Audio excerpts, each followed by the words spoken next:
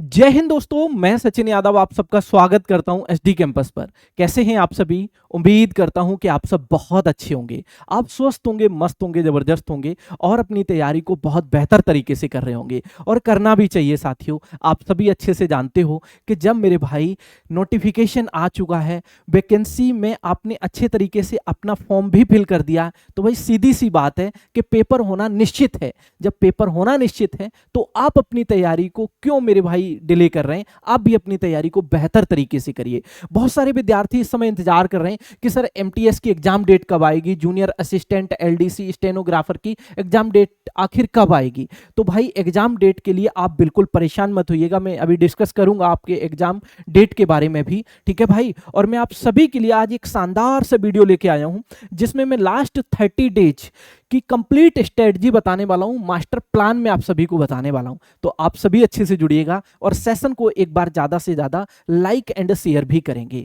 चलिए आगे बढ़ते हैं, बिना टाइम वेस्ट किए सेशन की शुरुआत करते हैं। आप सभी प्रिय विद्यार्थी जानते हो कि उस दिन एग्जाम डेट आई है, कल या परसों के दिन ही एक एग्जाम डेट आ गई, जैसे बार्डन हुआ या आपका सिविल इंजीनियर वाला, काफी पोस्टें जो निकली हुई थी DSSB में, उसकी एग्जाम डेट आ चुकी है। जैसे 10 जून से 30 जून तक पेपर होना है, लेकिन अभी एमटीएस, जूनियर असिस्टेंट, एलडीसी और स्टेनोग्राफर की अभी कोई मेरे भाई एग्जाम डेट नहीं आई है। बहुत जल्द आपकी एग्जाम डेट आ जाएगी, ठीक है। जब 10 से 30 जून तक बॉर्डर वाले एग्जाम चलेंगे तो भाई आप सभी अच्छे से समझ सकते हैं कि जून के बाद यानी कि जुलाई के फर्स्ट वीक में आपके एग्जाम होने की पॉसिबिलिटी सबसे ज्यादा है, ठीक है। एमटीएस वालों की हम बात कर रहे हैं और स्टेनोग्राफर वगैरह की बात कर रहे हैं, ठीक है। चलिए अब मैं आप सभी को 30 डेज का प्लान लेके आया हूं, क्योंकि भाई आप सभी का भले ही जुलाई के फर्स्ट वीक में पेपर हो, लेकिन आप अंतिम 30 दिनों में अगर बाय डिफॉल्ट पेपर पहले हो गया तो भाई ऐसा तो है नहीं कि आपका पेपर अगर लेट होगा तो तैयारी इतनी ज्यादा हो जाएगी कि ओवरफ्लो होने लगेगी। नहीं भाई, आप लोगों को अपने टारगेट सेट कर लेना है कि अंतिम 30 दिन ही हैं आप लोगों के लिए। बस इस तरीके से टारगेट सेट करके आप लोग अपनी तैयारी करेंगे। देखिएगा, DSSB एमटीएस का एग्जाम पैटर्न आप अच्छे से जानते हो, जिसमें आपके 5 सेक्शन पूछे जाएंगे, maths, reasoning, GK, GS, Hindi और इंग्लिश। सभी सब्जेक्ट आपके 40-40 क्वेश्चन होंगे और 40-40 मार्क्स के होंगे, ठीक है। टोटल 200 क्वेश्चन 200 मार्क्स के बनेंगे और जो आपका टाइम ड्यूरेशन है, जो इस एग्जाम के लिए आपको टाइम मिलेगा, वो मिलेगा 2 घंटे का, ठीक है। चलिए आगे बढ़ते हैं। अब हम बात कर लेते हैं जूनियर असिस्टेंट, एलडीसी, स्टेनोग्राफर की। तो इसमें अगर मैं बात करें तो यहां भी आपको 2 घंटे का समय मिलेगा और इसमें 200 क्वेश्चन होंगे जो कि 200 मार्क्स के होंगे, ठीक है। इसमें आपके कितने सब्जेक्ट है? तो 6 सब्जेक्ट है। हर एक सब्जेक्ट की अगर मैं बात करूं, जैसे जीके जीएस के 35 क्वेश्चन 35 मार्क्स, रीजनिंग के 35 क्वेश्चन 35 मार्क्स, मैथ के 35 क्वेश्चन 35 मार्क्स, अगर मैं हिंदी की बात करें तो 35 क्वेश्चन 35 मार्क्स, ठीक है। English 35 question 35 marks. अब यहां पर केवल एक सब्जेक्ट और इंक्लूड हुआ है, कंप्यूटर। अगर मैं कंप्यूटर की बात करें तो यहां कंप्यूटर के 25 क्वेश्चन पूछे जाएंगे और 25 मार्क्स के होंगे। देखिए बाकी सारे जो सब्जेक्ट हैं वो आपके एमटीएस के समान है, लेकिन केवल यहां एक एक्स्ट्रा सब्जेक्ट जो एड ऑन किया गया है वो है कंप्यूटर, ठीक है। तो कंप्यूटर के 25 क्वेश्चन है जो कि 25 मार्क्स के होंगे। चलिए अब हम आगे बढ़ते हैं। अब मैं आप सभी को इन दोनों एग्जाम के लिए मास्टर प्लान बताने वाला हूं, कंप्लीट स्ट्रेटजी आप सभी को बताने वाला हूं। चलिए अब मैं मेरे भाई कंप्लीट स्ट्रेटजी आप सभी को बताने वाला हूं। अगर मैं बात करें मेरे भाई एग्जाम के लिए टिप्स की बात करें तो क्या टिप्स हैं एग्जाम के लिए, आप लोग जरा ध्यान दीजिएगा। देखिए सबसे पहले आपको अपना सिलेबस कंप्लीट करना होगा। सबसे पहले आपको अपना सिलेबस कंप्लीट करना चाहिए, जो आपका सिलेबस ऑफिशियल आपको मिला हुआ है। और पहली बात तो यह, सबसे पहले आप लोग अपना सिलेबस कंप्लीट करेंगे। दूसरी बात यह है कि जहां भी आप पढ़ रहे हो वहां आप रेगुलर अपनी पढ़ाई को करेंगे। ऐसा नहीं कि आज आपने इस चैनल पर पढ़ लिया, परसों आपने वहां पढ़ लिया, अगले दिन वहां पढ़ लिया। इस तरीके से पढ़ने से आपका फ्लो टूटता है और आप एक सिस्टमेटिक तरीके से नहीं पढ़ पाते हैं, ठीक है। चलिए अगर मैं बात करूं पढ़ाई करनी कैसे है, तो भाई आप लोग क्या करेंगे, मंडे टू फ्राइडे अपने टॉपिक वाइज, अपने जिस चैप्टर को, हर एक चैप्टर को आप लोग समय देंगे और अपने अपने टॉपिक को अच्छे से, हर एक चैप्टर के टॉपिक को स्ट्रॉन्ग करेंगे, ठीक है। अगर मैं बात करूं सैटरडे संडे की, तो सैटरडे संडे फुल्ली आप लोग रिवीजन करेंगे, यानी कि जो भी पूरे वीक में पढ़ा और मेरे भाई वो आप लोग सैटरडे को रिवीजन करेंगे। संडे आप लोग कंप्लीट रिवीजन करेंगे, ठीक है भाई, इतनी बात क्लियर है। तो सैटरडे संडे आपके रिवीजन के लिए हो गए। ये आप सभी के लिए एग्जाम्स की टिप्स हैं, ठीक है। चलिए आगे बढ़ते हैं। जब आगे बढ़ते हैं, आप सभी अच्छे से जानते हैं भाई, रिवीजन आप सभी अच्छे से जानते हैं रिवीजन पर फुल्ली डिपेंड है। रिवीजन करने से आपकी स्पीड बढ़ती है, आपकी एक्यूरेसी बढ़ती है, आपका टाइम मैनेजमेंट इंप्रूव होता है। आप सभी अच्छे से जानते हैं कि practice makes a human perfect.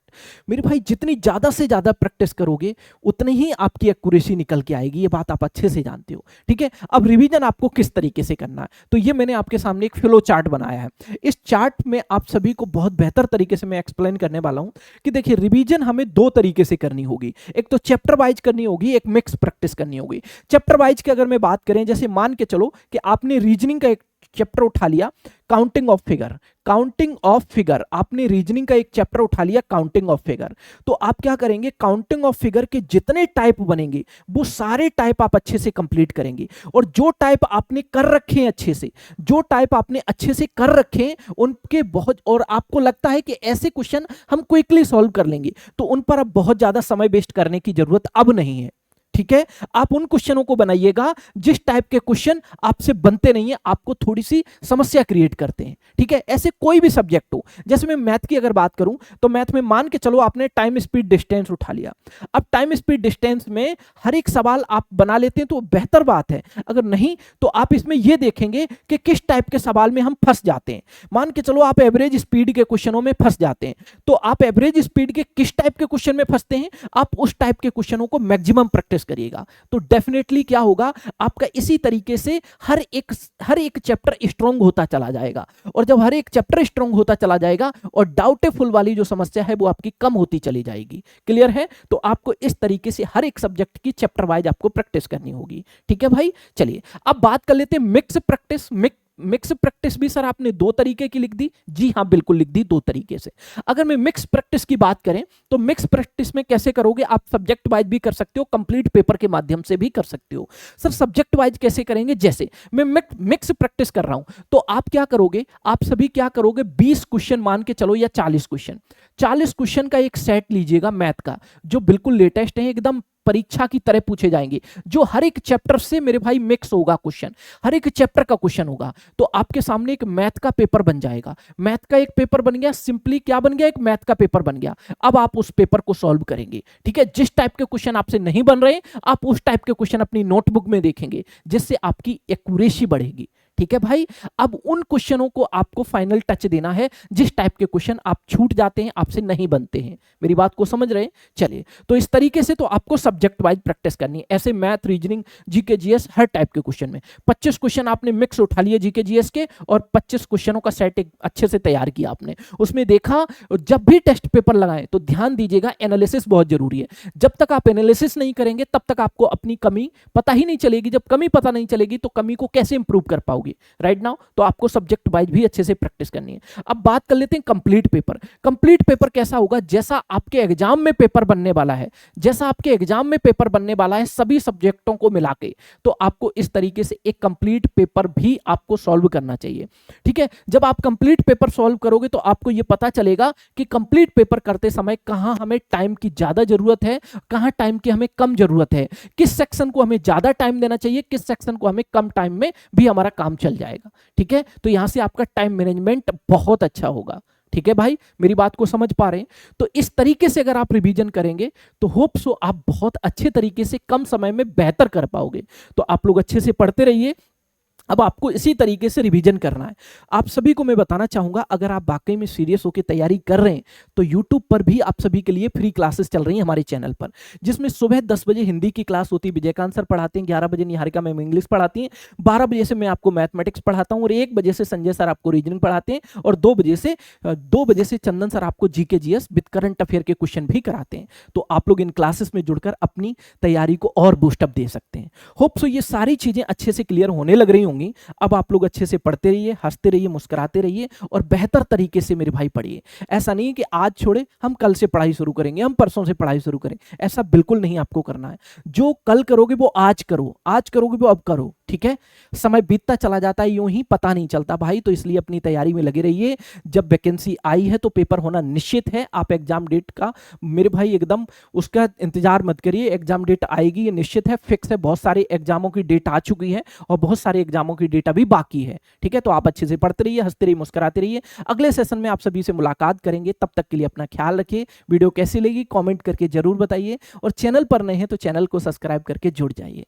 Okay, जय हिंद, जय भारत।